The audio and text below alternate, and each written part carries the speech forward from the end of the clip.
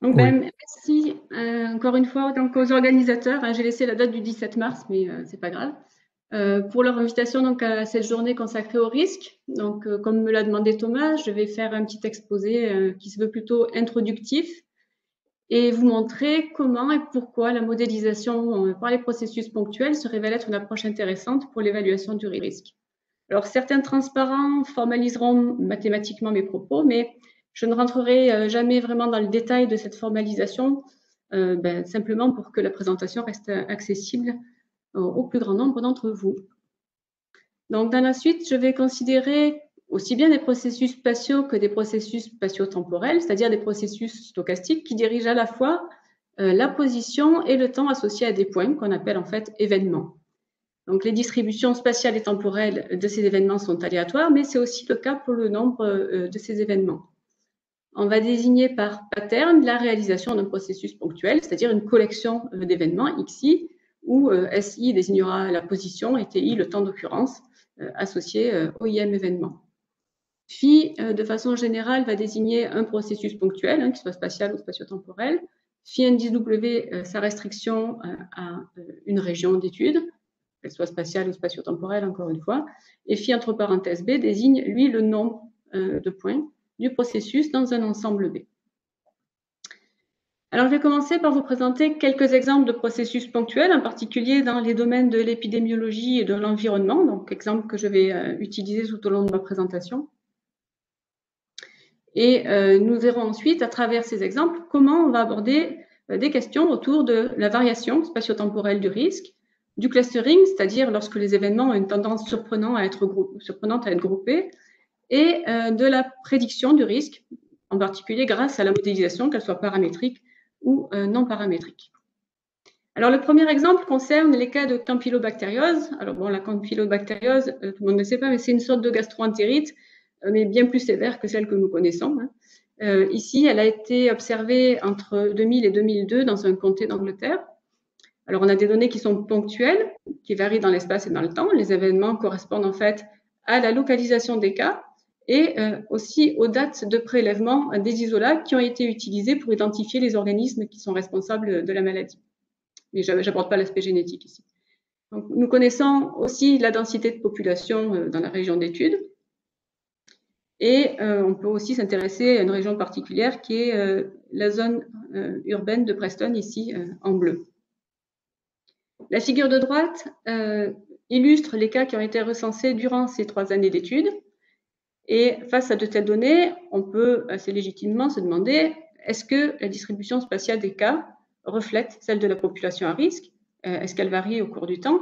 Ou encore, existe-t-il des interactions spatio-temporelles dans l'incidence de la maladie, un phénomène qui serait plutôt équivalent à de la contagion et induirait des clusters?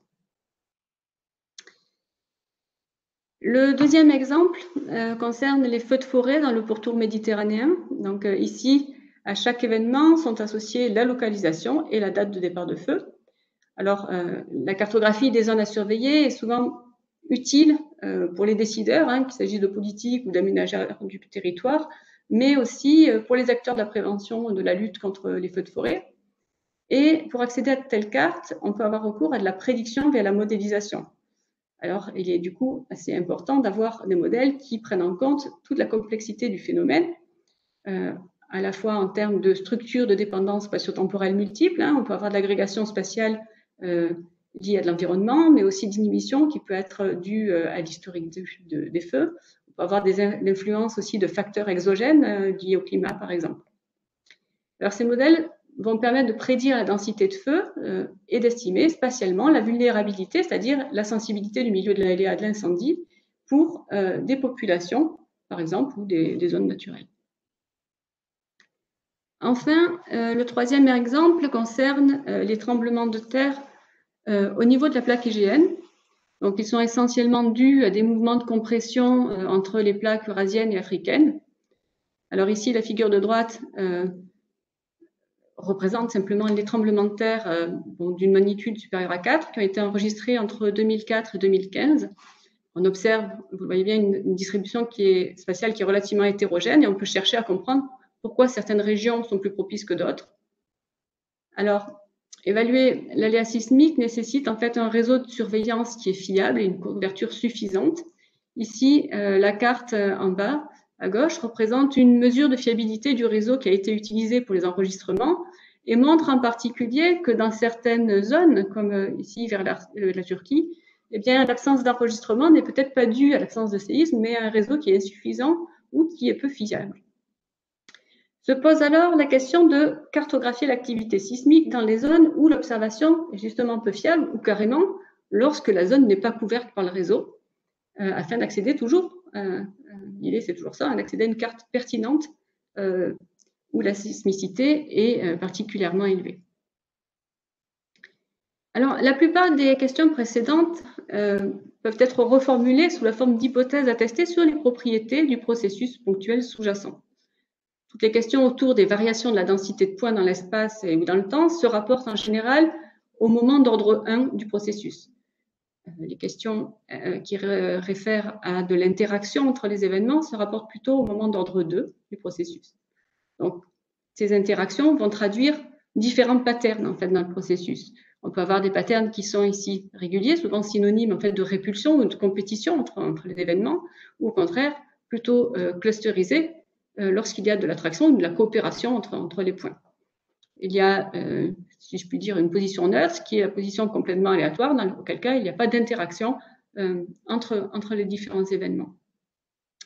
Enfin, tous ces effets peuvent être décrits à travers des différents modèles, souvent à des fins de prédiction, et on aura l'occasion de le voir. Donc, je vais donc vous montrer comment l'analyse des propriétés du processus ponctuel ou leur modélisation permettent d'évaluer le risque, qui, vous l'avez vu, prend un sens différent selon le contexte. Dans la question sur la variation spatiale ou spatio-temporelle du risque pour la campylobactériose, le risque est défini à partir de l'intensité du processus ponctuel relatif au cas. Mais qu'est-ce que l'intensité? Alors, il s'agit simplement du premier résumé que l'on fait sur la densité de points. Donc, la mesure d'intensité est en fait simplement l'analogue dans le cas de variable aléatoire classique, de la moyenne. Et pour un processus ponctuel, il s'agit du nombre moyen de points du processus dans un ensemble donné. Donc, dans la suite, je vais noter par lambda la fonction d'intensité du processus. Alors, on peut la voir à la fois comme la probabilité que le processus est un point dans un petit voisinage de x, ou de façon équivalente, comme la limite de l'espérance du nombre de points dans ce petit voisinage divisé par la surface de ce voisinage. De façon assez systématique, on associe l'intensité à de l'inhomogénéité à grande échelle. En règle générale, en l'absence de covariables, l'intensité est plutôt estimée par des méthodes à noyau. Et dans le cadre spatio-temporel, on peut faire des hypothèses pour simplifier cette estimation en supposant que les composantes spatiales et temporelles sont séparables, c'est-à-dire que l'intensité s'écrit comme le produit d'une composante spatiale et d'une composante purement temporelle. Donc, nous verrons aussi dans cet exposé que on peut faire de l'estimation paramétrique de l'intensité, surtout lorsque l'on veut prendre en compte des facteurs exogènes qui vont influencer les variations spatio-temporelles. Le processus le plus couramment utilisé pour modéliser des patterns inhomogènes, c'est le processus de Poisson. C'est un processus qui est indépendant, dans le sens où il n'y a pas d'interaction entre les points. Donc, une fois que le nombre de points est fixé, les événements sont indépendamment tirés selon une densité de probabilité qui est proportionnelle à l'intensité. Donc, revenons à l'exemple sur la campylobactériose. Donc, une des caractéristiques de ce genre de données est que la distribution spatiale des cas peut refléter celle de la population à risque. Donc, le pattern des incidences, ici en rouge, apparaît très hétérogène avec des clusters probablement situés là où la densité de population est plutôt élevée. Pour savoir si les distributions spatiales et spatio-temporelles des cas montrent des différences par rapport à celles de la population à risque, on peut utiliser des approches de type cas contrôle. Ici, on en verra deux. Et on va commencer par une première approche qui est plutôt à grande échelle et donc se baser sur l'intensité du processus. Les contrôles, qui sont en fait ici plutôt des pseudo-contrôles, puisqu'ils ont été tirés aléatoirement à partir de la population à risque, suivent en fait une réalisation de poissons. Donc, on a une distribution poissonienne dans les unités géographiques sur lesquelles on a fait le recensement. On va supposer aussi que les cas sont poissoniens et on va considérer qu'il y a en gros un cas pour cas de contrôle. Le risque relatif, que vous connaissez bien parce qu'on en entend pas mal parler en ce moment, en emploi X, est défini par le rapport entre les probabilités d'avoir un cas ou d'avoir un contrôle, ce qui revient en fait au rapport entre l'intensité des cas sur l'intensité des contrôles. L'estimation du risque relatif peut être reformulée en un problème d'estimation par régression non paramétrique binaire dans laquelle la probabilité conditionnelle qu'un point observé en S soit un cas, que j'appellerai P de S par la suite, est donnée par le rapport entre l'intensité des cas sur la somme de l'intensité des cas et celle des contrôles. Et ces surfaces peuvent être estimées par noyau. Alors, les figures en haut à droite, ici, montrent les variations spatiales, justement, de cette probabilité conditionnelle dans toute la zone et dans la zone urbaine de Preston, avec du jaune pâle pour un risque relativement faible et du rouge foncé lorsque le risque est plutôt élevé. Et on voit que, clairement, le risque n'est pas constant dans l'espace. Et on a envie de tester, globalement, si cette différence entre cas et contrôle est significative, mais aussi localement, finalement, pour identifier les zones où le risque est particulièrement élevé, ou pourquoi pas particulièrement faible. Alors pour cela, on va tester l'hypothèse nulle d'absence de variation spatiale entre cas et contrôle, et on utilise un test de type Monte Carlo où la statistique est basée sur les écarts quadratiques entre les probabilités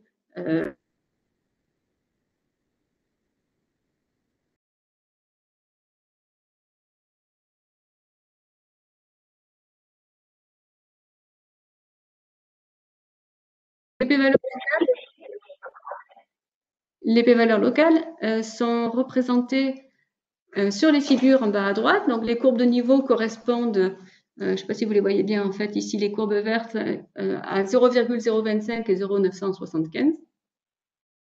Donc, les zones de faible variation spatiale, c'est-à-dire où la p-valeur est relativement grande, sont représentées toujours en rouge foncé, et celles où la variation spatiale est relativement forte, significativement forte, sont représentées en jaune pâle. Alors, de façon assez similaire, on peut tester si les surfaces de risque varient dans le temps. Donc, elles sont représentées ici pour chaque année et on note quelques différences. Et l'hypothèse nulle va alors être que la surface de risque est constante dans le temps, c'est-à-dire qu'il n'y a pas d'évolution dans ces variations spatiales entre les différentes années. Donc, encore une fois, on rejette significativement l'hypothèse nulle. Il y a effectivement une variation spatiale temporelle ici du risque. Alors, il faut bien voir que ce type d'analyse permet effectivement de cartographier le risque et d'identifier les zones où les cas sont surreprésentés. Et cependant, il reste très peu informatif sur le comportement très local du phénomène, c'est-à-dire sur son comportement à très fine échelle. Et c'est pourtant à ce niveau que les interactions opèrent. Par exemple, pour la campylobactériose, les clusters pourraient être dus à des interactions spatio-temporelles et traduire un phénomène de contagion, et c'est en fait le cas dans cette maladie.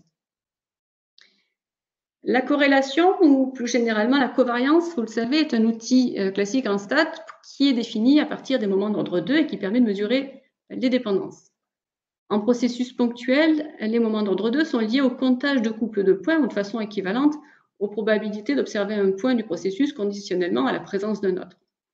Donc, un peu de façon similaire ou analogue à l'intensité, on peut définir l'intensité d'ordre 2 comme la limite de l'espérance du nombre de points dans un petit voisinage de points, ici, XI et XJ.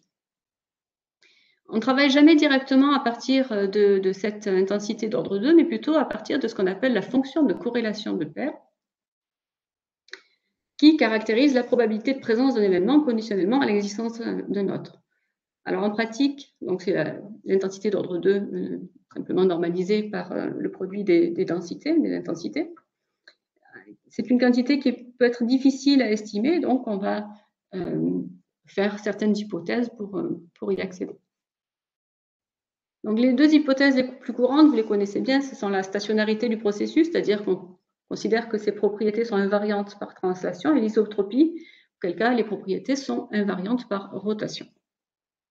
D'autres hypothèses sont utiles, donc toujours à des fins d'estimation, qu'il s'agisse de l'intensité ou de la fonction de corrélation de paire. Donc, les intensités couramment utilisées en processus ponctuel sont la stationnarité à l'ordre 1, c'est-à-dire que l'intensité est constante, et la stationnarité d'ordre 2, c'est-à-dire qu'en plus, l'intensité d'ordre 2 ne va dépendre que de l'écart ou de la distance entre les points. Pour des processus spatio-temporels, on peut faire des hypothèses supplémentaires sur la séparabilité à l'ordre 1 ou à l'ordre 2, dès lors que l'intensité, qui sont définies par une intensité ou une fonction de corrélation de paire, qui peuvent s'écrire comme le produit de composantes purement spatiales et temporelles. Alors, il va exister un grand nombre de statistiques résumées qui vont permettre de décrire les moments du processus. Et nous le verrons, elles sont souvent basées sur les distances entre les événements.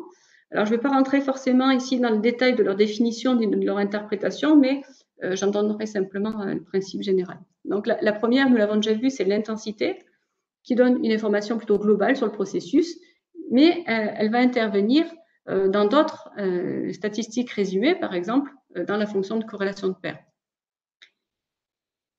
Alors, une alternative à la fonction de corrélation de paire pour décrire les relations de voisinage entre événements, c'est la fonction K-Ripley, qui est en fait l'intégrale de la fonction de corrélation de paire. Donc, ici, donnée sous l'hypothèse de stationnarité d'ordre 2, cette fonction représente un aspect plus intuitif car elle représente l'espérance du nombre de voisins à une distance donnée d'un événement quelconque. On a donc une courbe qui est croissante parce que plus la distance va être grande, plus on va avoir de voisins. Et cet aspect cumulatif, c'est pas toujours très sympathique dès lors que l'on veut interpréter. Et on peut préférer du coup la fonction de corrélation de paire pour interpréter ce genre de choses. Alors, il faut quand même noter qu'en pratique, cette hypothèse de stationnarité d'ordre 2, elle est très forte parce que finalement, elle va supposer que l'intensité est constante et c'est pas du tout adapté à la modélisation de phénomènes environnementaux, car on l'a vu, les patterns sont spatialement très, très hétérogènes. Donc, on peut affaiblir en fait cette hypothèse par ce qu'on appelle la stationnarité de l'intensité d'ordre 2 repondérée, où cette fois-ci, l'intensité peut être non constante, et c'est simplement que les moments d'ordre 2 vont simplement dépendre des écarts ou des distances entre les points. On a alors une expression qui est un peu plus générale pour les caractéristiques d'ordre 2, et cette fois, la fonction K va représenter l'espérance du nombre de voisins à une distance donnée, mais normalisée par la densité de points. Alors, juste pour information, mais je ne vais pas l'utiliser par la suite, les relations de voisinage peuvent aussi être analysées à partir de deux fonctions. La première qui est basée sur les distances aux plus proches voisins, et la seconde qui est basée sur l'étendue de l'espace vide autour d'un événement. Donc, ces deux fonctions permettent d'en définir une nouvelle caractéristique qu'on appelle la fonction J et qui, on peut le montrer, est reliée à la fonction K de Ripley définie précédemment.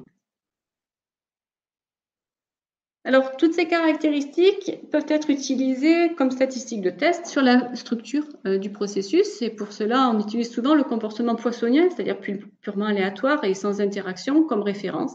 Et on va tester l'écart à ce comportement. En particulier, pour un processus de Poisson, la fonction K vaut 2πr carré t. Et il s'avère que les processus clusterisés ont une fonction K qui est supérieure à cette valeur, et les processus réguliers, à l'inverse, ont une fonction K qui est inférieure à cette valeur. Et donc, on peut vouloir tester si les différences sont significatives, soit globalement, soit à partir de tests, c'est-à-dire à partir de tests basés sur les écarts, alors je ne sais pas si on dit vraiment déviation de test en français, mais en basant sur des écarts, ou soit localement, c'est-à-dire à partir de tests basés sur des enveloppes où la valeur de la statistique est comparée aux enveloppes à chaque distance spatiale et temporelle. Ainsi, on peut définir deux tests. Un premier pour le clustering, dans lequel l'hypothèse nulle stipule que le processus est poissonien, donc les enveloppes sont construites en calculant la statistique de test pour un ensemble de simulations sous cette hypothèse poissonienne, et les distances pour lesquelles la statistique de test calculée sur les données situées au-dessus de l'enveloppe supérieure vont traduire des distances auxquelles on observe plus de clustering que sous l'hypothèse nulle, et inversement pour la régularité, on observera donc de la régularité, on dira que c'est significativement plus régulier que sous H0 si les valeurs se situent en dessous de l'enveloppe inférieure. Alors, ces tests sont bien sûr effectués en utilisant des estimations de ces statistiques résumées. Donc, il existe des estimateurs non paramétriques qui sont sans biais pourvu que l'on corrige les effets de bord, ces effets qui traduisent en fait la non prise en compte d'événements qui sont potentiellement présents en bordure extérieure de la région et qui peuvent avoir une influence donc potentielle sur les points à l'intérieur de la région. Notez également que dans ces estimateurs, l'intensité n'est en fait pas connue et donc il faut l'estimer. Et le fait de plugger une estimation, en général, les rend quasi sans biais, donc on reste assez confiant sur les estimations. Donc revenons à l'analyse du risque de campylobactériose. Donc nous avions testé les variations spatiales du risque à grande échelle. Donc on va regarder maintenant ce que ça donne à petite échelle, c'est-à-dire en regardant les relations de voisinage entre les cas par rapport à ceux des contrôles. Donc, encore une fois, on va utiliser un test Monte Carlo. Ici, la statistique de test est définie par l'écart moyen entre la fonction K spatiale et la moyenne des fonctions K évaluées sous H0, normalisées par toujours ces données sous H0. Et on a les résultats suivants. Quelle que soit la région ou les années considérées, l'hypothèse nulle est forcément rejetée, c'est-à-dire les cas sont plus clusterisés que les contrôles. Alors, on va voir que c'est toujours le cas si on considère le processus spatio-temporel, parce que finalement, là, je me suis concentrée juste sur la réalisation spatiale. Et on va pouvoir aussi préciser les distances spatiales et temporelles qui sont concernées justement par ce clustering. Alors, pour étudier les variations spatio-temporelles du risque à grande échelle, on avait considéré comme information temporelle les années d'observation. Or, il s'avère que nous avons des données qui sont journalières et on va utiliser justement cette échelle temporelle pour faire l'analyse à plus fine échelle. Donc, cette analyse va reposer sur les tests de clustering et d'interaction spatio-temporelle que je vous ai définis. Et on considérera comme statistique de test la fonction K spatio-temporelle. Donc, pour estimer cette fonction, on l'a vu, il faut aussi connaître l'intensité. Donc, ici, l'intensité, on va l'estimer en supposant qu'elle est séparable. Donc, on va avoir une composante spatiale que l'on va estimer avec un noyau gaussien et une composante temporelle que on va modéliser par une régression harmonique. Et on voit que ça traduit assez bien finalement le comportement saisonnier des incidences ainsi que la tendance dans le temps. Donc, une fois qu'on a estimé cette intensité spatio-temporelle, on peut en venir aux relations entre les cas. Et on va vouloir tester l'hypothèse nulle d'absence de clustering. Et donc, on va construire des enveloppes de la fonction K spatio-temporelle à partir des réalisations d'un processus de Poisson d'intensité, celle estimée sur les données. Donc, la fonction K pour les données va ensuite être comparée aux enveloppes. Et ici, les zones hachurées indiquent les distances spatiales en mètres et temporelles en jours où elle est supérieure à l'enveloppe de confiance, c'est-à-dire que ça traduit du clustering entre les cas. Pour tester l'absence d'interaction, on a construit des enveloppes à partir de la fonction K, toujours calculées à partir des observations permutées dans le temps, de sorte qu'on casse toute la structure d'interaction entre points. Ici, les zones grisées vont indiquer les distances spatiales et temporelles, toujours, où on observe de l'interaction spatio-temporelle. Donc, ce qu'on peut conclure en fait de cette étude, c'est un clustering local dans l'espace, quelques centaines de mètres dans le temps, jusqu'à 4 jours, qui est en fait en parfaite adéquation avec le caractère contagieux de la campylobactériose. Mais aussi, on peut conclure que finalement, un processus de Poisson ne serait pas du tout adapté pour modéliser le processus sous-jacent aux incidences, puisqu'il y a vraiment de l'interaction entre les différents cas. Alors, la modélisation est particulièrement utile dès lors que l'on cherche à prédire un phénomène. Donc là, je vais changer un peu d'exemple pour illustrer ce propos-là. Et je vais aussi, dans la suite, vous donner finalement différents sens à ce terme de prédiction. Donc, quelques mots d'abord sur la modélisation de processus spatio-temporels. Donc, il existe deux grands types de processus. Les processus indépendants, c'est-à-dire sans interaction entre les points. Alors, on a vu, c'est le cas du processus de Poisson. Bien qu'il permette d'avoir des variations spatio-temporelles dans la densité de points, ben, la position des clusters restera toujours prédéfinie, c'est-à-dire liée à un environnement pris en compte dans l'intensité, par exemple. À l'inverse, pour les processus dépendants, il y a de l'interaction entre les points et la structure de pattern liée à ces interactions peut suivre différents principes. On peut avoir un principe d'agrégation, comme on l'a vu pour la campylobactériose. On peut avoir un principe de régularité, c'est-à-dire d'inhibition. Par exemple, pour les feux de forêt, on s'attend à ne pas observer finalement de départ de feu dans une zone qui vient d'être brûlée, au moins le temps que la végétation se régénère. Et enfin, on peut avoir un principe lié à un environnement stochastique. Et on imagine bien que certains processus peuvent combiner ces différents principes et à différentes échelles. La modélisation se fait classiquement via des modèles paramétriques, qu'ils soient empiriques, comme nous allons le voir avec le processus de Cox, c'est-à-dire par modèle empirique, on entend qu'ils décrivent le pattern de façon globale sans décrire de façon précise les mécanismes sous-jacents. A contrario, il y a des modèles qui se disent mécanistes, auquel cas il y a une formulation explicite des relations entre les points. On verra aussi que des approches non paramétriques basées sur les propriétés du processus permettent également de faire de la prédiction sans se contraindre dans un quelconque type de modèle. Alors, sans rentrer dans les détails, simplement pour vous dire, l'inférence des processus ponctuels ne peut pas toujours être réalisée avec les techniques classiques de statistique. Et une des principales raisons, c'est qu'il n'est pas toujours possible d'avoir une forme explicite des moments du processus. Alors, une technique qui est souvent utilisée, c'est la méthode par minimum de contraste, qui vise à minimiser un certain critère, par exemple, en lien avec les propriétés du processus. Bon, je passe là-dessus. Alors, voyons maintenant un exemple de modélisation paramétrique, ici pour décrire les feux de forêt. Donc, tout à l'heure, j'étais sur le pourtour méditerranéen, là, je vais me concentrer aux Bouches-du-Rhône. Et on va s'intéresser aux feux qui ont été recensés entre 1981 et 2015, et pour lesquels on connaît donc la position et la date du départ de feu, ainsi que la surface brûlée. Donc, dans cette étude-là, on a simplement considéré les feux qui ont une surface brûlée supérieure à 1 hectare. Alors, on voit très bien que la distribution spatiale est inhomogène, et de même que pour la distribution temporelle, où on observe plus de feux l'été. On dispose ici d'un ensemble de facteurs qui peuvent potentiellement influencer les départs de feu. On a des facteurs climatiques, d'une part, comme la température, le taux d'humidité, la vitesse de vent, etc. On a aussi des facteurs environnementaux, comme l'altitude, la densité de route, le bâti ou le type de végétation. Alors,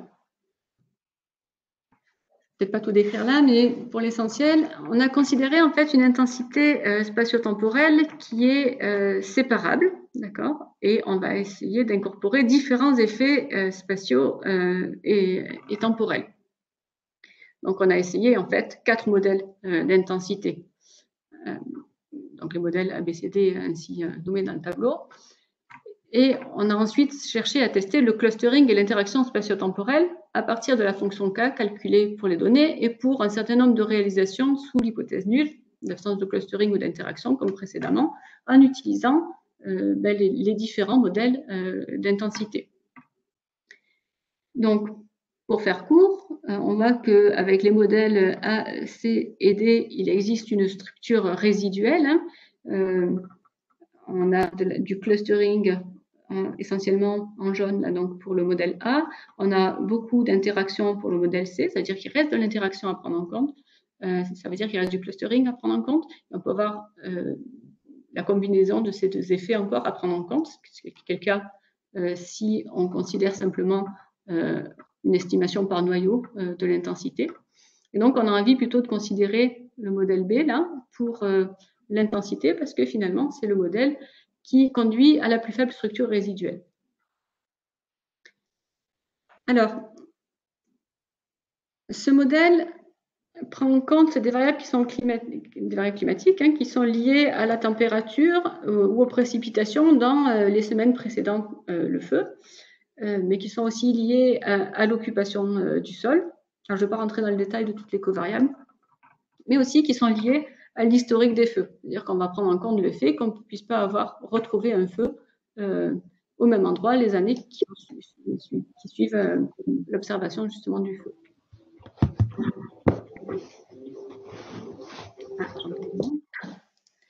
Donc, on a considéré un processus de Cox. Un processus de Cox, c'est quoi? C'est un processus qui est dit doublement stochastique dans le sens où, en fait, son intensité aussi est aléatoire. Donc, je la note avec un grand lambda pour la différencier de l'intensité déterministe que nous avons vue jusqu'à présent. En fait, conditionnellement à une réalisation de cette intensité, on a en fait un processus de Poisson.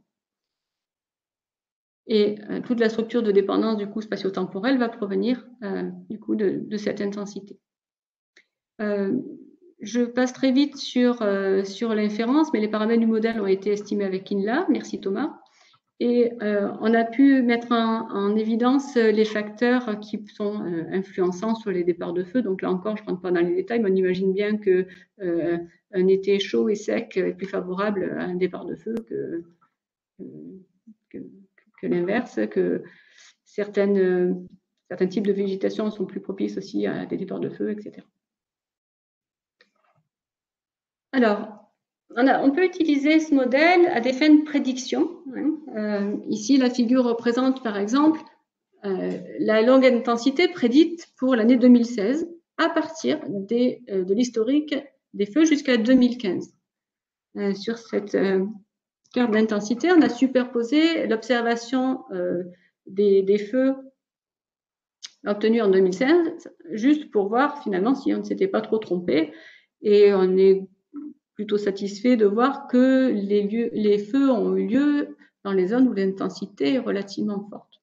Donc on ne se trompe pas trop, on est assez satisfait du modèle, quoi. On pourrait très bien, par la suite, imaginer de réaliser une cartographie de la vulnérabilité, donc de la sensibilité du milieu à l'aléa incendie à partir de simulations. Alors, c'est un travail que je n'ai pas eu l'occasion de faire, mais c'est dans les projets. Et toutes ces simulations-là, qui reposent sur cette modélisation, pourraient aussi permettre d'étudier l'évolution du risque dans différents scénarios, par exemple en modifiant certaines conditions ou certaines variables climatiques, par exemple. Mais bon, ça, c'est un autre chapitre, mais il faut voir que du coup, on a accès à une modélisation qui nous permet de faire la prédiction, et donc on pourrait, de façon assez simple, jouer avec. Alors, dans certaines situations, il est difficile d'avoir un modèle adéquat. Après tout, le monde n'est pas gaussien, et simplement, on pourrait aussi vouloir ne pas être contraint dans un modèle. On se tourne alors vers des approches plutôt non paramétriques. Et là, je vais revenir à l'exemple sur les tremblements de terre. Donc, dans ce contexte, dans des objectifs toujours de protection de la population, il est souvent important d'avoir une cartographie de l'activité sismique qui soit fiable. Dans l'exemple, vous vous rappelez, on a vu que les réseaux d'enregistrement ne sont pas justement toujours fiables et qu'il y a des zones qui sont potentiellement non couvertes. Se pose alors la question d'estimer l'intensité des séismes dans ces zones, justement. Alors, ça se formalise de la façon suivante, c'est qu'en fait, on va chercher à cartographier les variations locales d'événements, y compris dans les zones où il n'y a pas de mesure, et je vais me consacrer justement à ces prédictions, à ces estimations dans les zones où on n'a pas fait d'observation.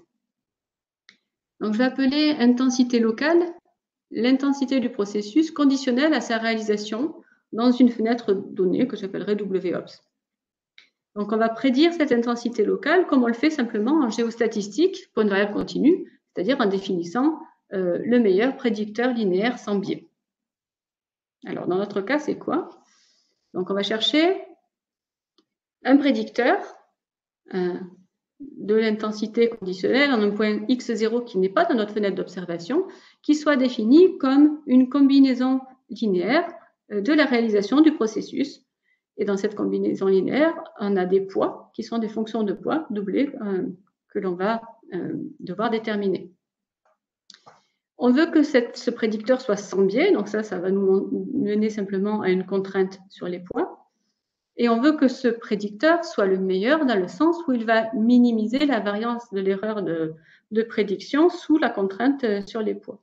Donc tout ça, ça nous mène à une solution implicite sur la fonction de poids.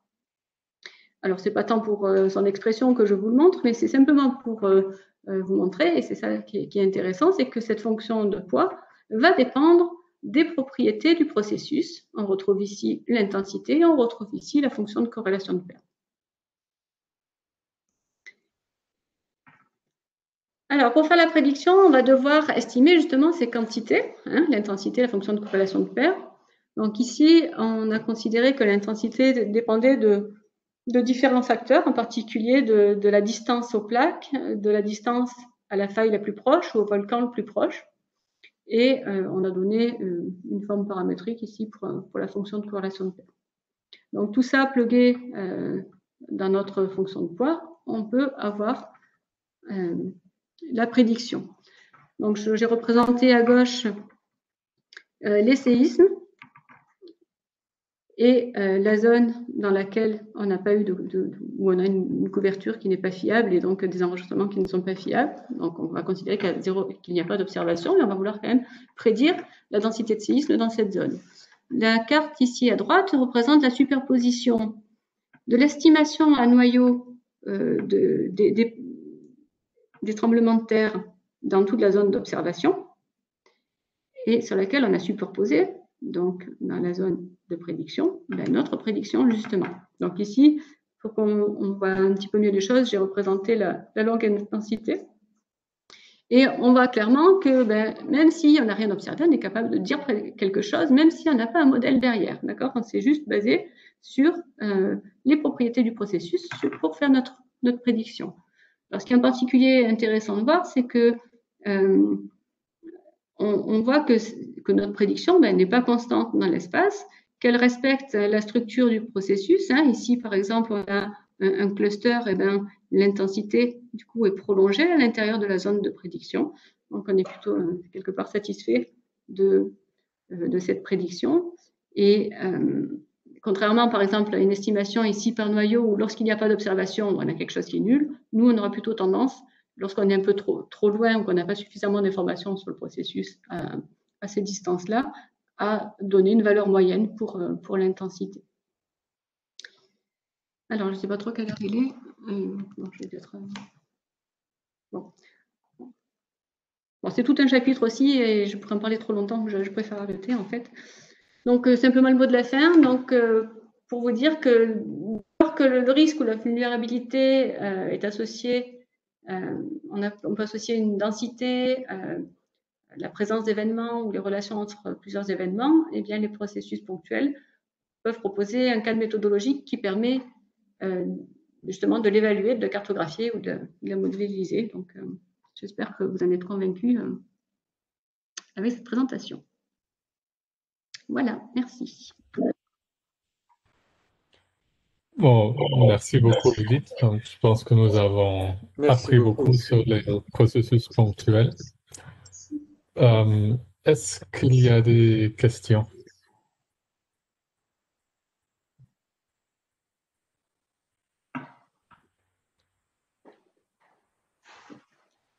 Tout le monde a faim. Oui. Alors, j'ai une petite question. Ah, oui, alors. Oui. C'est Bertrand Yos à l'appareil. Vous n'avez pas parlé, il me semble, de processus ponctuels marqués. Non, effectivement. Dans le cas du séisme, j'imagine que ça peut être vraiment très intéressant. Dans le cas des incendies aussi, parce que bon, il y a les départs de feu, voilà, il y a les départs de feu. Absolument. Oui. Et donc, voilà, ça complique beaucoup les aspects mathématiques, j'imagine, d'essayer de prendre en compte ça. Pas nécessairement, en fait. Le formalisme se généralise assez bien au cas marqué, donc non. Après, il peut y avoir des problèmes dans l'inférence, après ça peut être un petit peu plus compliqué, mais non, le formalisme reste assez similaire. Après, ça dépend comment on considère la marque. Si on considère que la marque, c'est une fonction, quelque chose qui va être continu, ou si c'est quelque chose qui est plutôt discret, ce qui nous ramènerait plutôt à du multivarié. Une marque, c'est une espèce et on a différentes espèces. D'accord. Ok, ben merci. Je suis Isabelle Albert, j'avais une question aussi. Alors, vous m'entendez? Je vous entends. Oui, je cherchais où on levait la main pour poser des questions, j'ai pas trouvé. Alors voilà, je prends le micro, excusez-moi.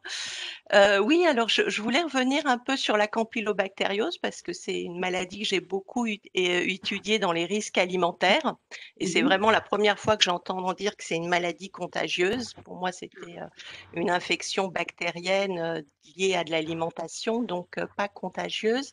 Et donc, je suis un peu surprise, mais par rapport au cluster que vous trouvez là, est-ce que justement, je me demandais qui étaient ces contrôles, parce que vous dites que vous les tirez aléatoirement sur le territoire, et est-ce que c'est pas justement beaucoup dépendant du tirage aléatoire qu'on fait sur le territoire, parce qu'on pourrait imaginer qu'un des cas aussi quand même sur les contrôles, ça pourrait être un cas aussi avec un cluster, enfin possible. Qui sont ces contrôles? J'ai du mal un peu à... Alors, dans cette étude-là, donc ça remonte un petit peu. Dans cette étude-là, on n'avait pas du tout de contrôle dans le sens, au sens propre, et donc on a dû faire du contrôle par simulation, comme je vous l'ai dit. Et la seule façon que nous avions de faire à l'époque, c'était de respecter la densité de population et de se mettre au niveau du grain du census pour justement pour la densité de population. Donc on a essayé de respecter simplement ces densités au mieux. Et avec une hypothèse poissonienne de répartition dans... Oui, mais du coup, on fait aussi une hypothèse que les contrôles ne sont pas clusterisés, alors que finalement, dans toute une région... Les contrôles n'ont pas de raison de l'être, quelque part. Pardon? Les contrôles n'ont pas de raison de l'être. Enfin, en tout cas, je ne vois pas la raison pour laquelle ils le seraient. Bah parce que ils peuvent on peut avoir dans ce type de pathologie qui est liée des fois à une consommation de viande mal cuite, tout un groupe qui est à côté, qui a consommé de façon mal cuite un aliment et qui n'a pas eu la campylobactériose pour autant. Enfin, c'est un petit peu voilà. Oui, après, je suis un peu gênée par ce. Ouais. Ouais. C'est une hypothèse peut-être un peu trop forte, je le concède. Là, c'était plus dans l'objectif de montrer les outils qu'on peut utiliser dans certaines situations. D'accord, oui, je comprends bien. Mais on peut effectivement retravailler les hypothèses. Parce que je me dis qu'on pourrait avoir un tirage de contrôle qui puisse être aussi dans certains cas des clusters, quoi. Enfin, montrer des clusters, quoi. Enfin, voilà, je sais pas. On pourrait le reformuler dans ce sens, absolument. Oui. Voilà, merci beaucoup en tous les cas. On modifierait simplement justement donc l'intensité des contrôles, mais ça n'aurait pas d'incidence sur la méthode elle-même. D'accord, merci. Ok, alors j'ai aussi une question. Donc, tu as parlé beaucoup de non-stationnarité et comment on peut la tester dans l'espace, dans le temps. Alors, on avait l'exposé de Sullivan sur les problèmes de détection et attribution de changement et changement climatique dans son cas. Est-ce que je sais pas, ces questions, ce cadre de détection et attribution, est-ce que c'est quelque chose qui a déjà été soulevé dans la communauté des processus ponctuels de la géométrie stochastique? C'est une bonne question. Comme ça, je ne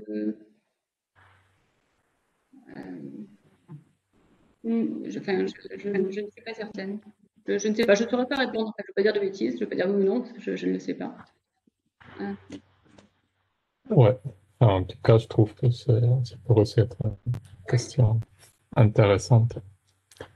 Alors, nous avons encore une question de Pablo Thiers, alors qui n'est pas francophone, donc C'est dans le chat, donc il faudrait lui répondre en anglais. Oui, donc elle demande si le modèle sismique, enfin, s'il n'y avait pas les magnitudes des séismes dans ce modèle, donc je pense que ça va être lié aux marques. Donc voilà, tu peux lui répondre en anglais. Okay. So in this data, we only consider the earthquake with magnitude greater than 4. So yes, we also had this information about the magnitude. But again, it's an illustrative example, okay? So the modeling is maybe not adapted to these data sets, just to illustrate my purpose.